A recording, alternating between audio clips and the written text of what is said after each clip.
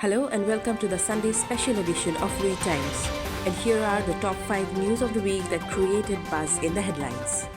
Delhi Chief Minister Arvind Kejriwal on Wednesday once again skipped summons issued to him by the Enforcement Directorate, that's the ED. He was previously called for questioning on November 2nd and 21st of December by the ED in connection with a money laundering case that's linked to the non-scraped Delhi excise policy of 2021, both of which he had skipped. He wrote to the ED saying that he would be happy to answer any questionnaire sent by it. Meanwhile, the Aam Aadmi Party claimed that the summons were sent with the intention to arrest him. Kejriwal alleged that the ED has refused to acknowledge the receipt of his detailed submission that were made in response to earlier notices to him. He wrote that as a premier investigating agency of the country, the non-disclosure and non-response approach adopted by them cannot sustain the test of law, equity or justice. Their obstinacy tantamounts to assuming the role of judge, jury and executioner at the same time, which is not acceptable in our country governed by the rule of law.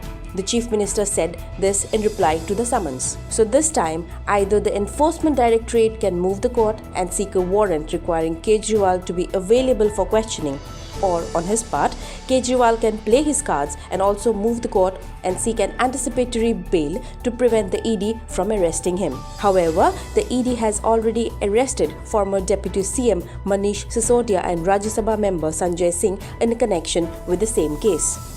While people were busy celebrating the new year, Japan fought to save residents trapped in the rubble of a 7.5 magnitude earthquake that triggered multiple aftershocks and killing dozens of people. A powerful 7.5 magnitude earthquake struck on 1st of January in western Japan that prompted immediate tsunami warnings in Ishikawa, shortly after which the major tsunami warnings were issued, prompting thousands of people to flee the coastal areas. The major tsunami warnings, which was first since 2011's devastating earthquake and tsunami, however, it was later downgraded to just tsunami warnings. It was rescuers' efforts that seemed to be a battle against time. The number of deaths from the devastating earthquake rose to 92 as of on late Friday, while the number of missing ones jumped to 242.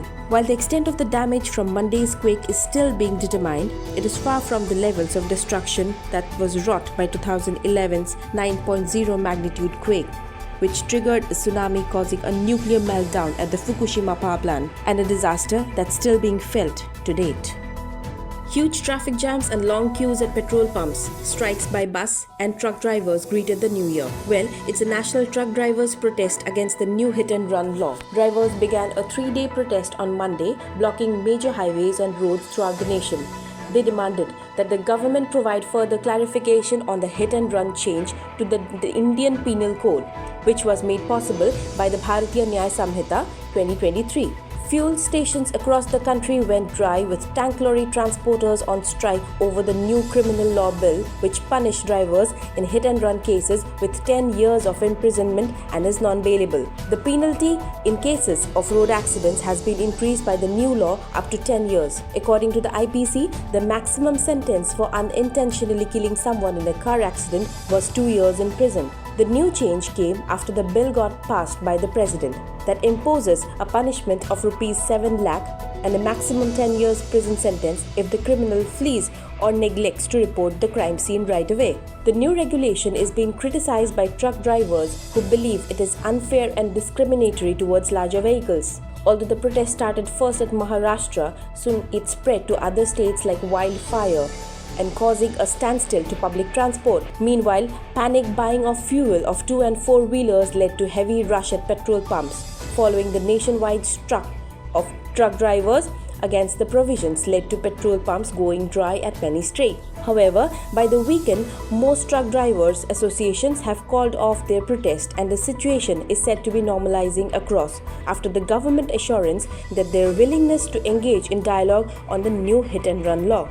According to the latest update, fresh stock of fuel has been stocked in petrol stations which ran out dry due to panic buying right after the drivers called off for their strike. The ongoing wrestlers versus wrestling body took a dramatic turn on Wednesday when a group of wrestlers staging a protest against Olympians Bajrang Punia, Sakshi Malik and Vinesh Phogat and in support of the recently elected members of the Wrestling Federation of India. The protest at Delhi's Jantar Mantar saw athletes shout slogans and display placards saying that the three wrestlers had ruined the condition of the sport in the country. And although the junior wrestlers left 3 hours after the strike, they warned that if the government does not lift the suspension of the body within 10 days, they will start returning the awards as well. The Indian government had suspended the newly elected body on 24th of December, 3 days after the federation conducted its election and sexual harassment accused BJP Member of Parliament Brij Bhushan Charan Singh's close aide Sanjay Singh emerged as the winner, which led to a massive upsurge all over. The Wrestling Federation of India has said that the suspension by the ministry violated the National Sports Code and the Wrestling Federation Constitution. Therefore, they will neither accept the suspension nor will it recognize the ad hoc panel that has been constituted by the Indian Olympic Association to manage their day-to-day affairs of the sport. And thereby, the Wrestling Federation of India will challenge its suspension by the Sports Ministry in court next week and has also called for an executive committee meeting on 16th of January to discuss the way forward.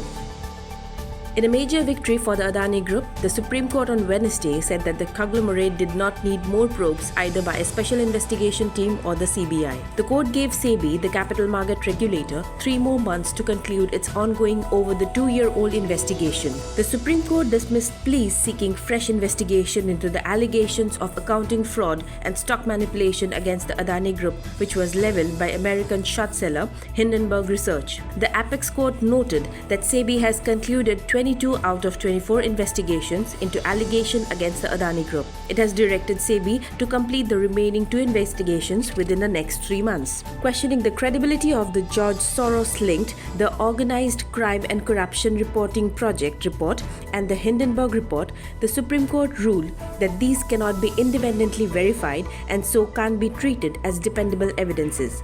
The court warned petitioners against filing pleas without adequate research. And thereby, Gautam Adani is back to being Asia's wealthiest person, surpassing Mukesh Ambani, just hours after India's top court said that no new probes were needed into Hindenburg Research bombshell allegations against the tycoon's conglomerate.